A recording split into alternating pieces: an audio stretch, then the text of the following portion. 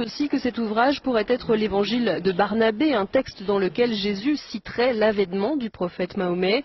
Quoi qu'il en soit, le manuscrit a été placé sous haute protection. Il serait estimé à plus de 17 millions d'euros. Cette Bible soutient que Jésus n'a pas été crucifié. Le Vatican est sidéré.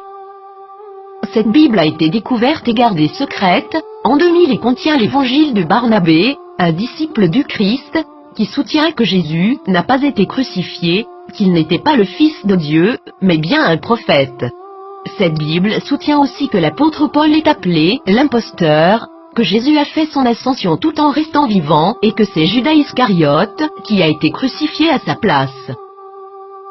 Authenticité selon les rapports, les experts et les autorités religieuses, à Téhéran, insistent sur le fait que le livre est un original. Il est écrit avec des lettres dorées, sur du cuir relié et il est écrit dans la langue araméenne, qui était la langue parlée par Jésus.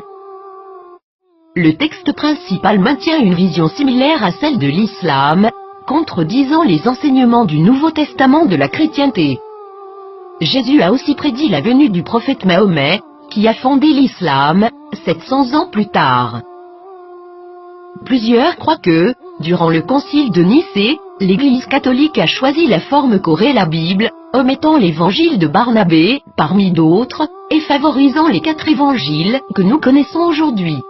De nombreux textes bibliques ont commencé à faire surface depuis ce temps, incluant ceux de la Mère morte et les évangiles gnostiques, mais cette Bible semble tout particulièrement inquiéter le Vatican. Qu'est-ce que cela signifie pour les religions chrétiennes et ses adeptes? Quelque chose d'inconfortable. Le Vatican a demandé aux autorités turques de pouvoir examiner le contenu du livre. Maintenant que ce livre a été découvert, accepteront-ils cette preuve? La nieront-ils? L'appelleront-ils un mensonge musulman, comme l'a fait le magazine Truth en 2000?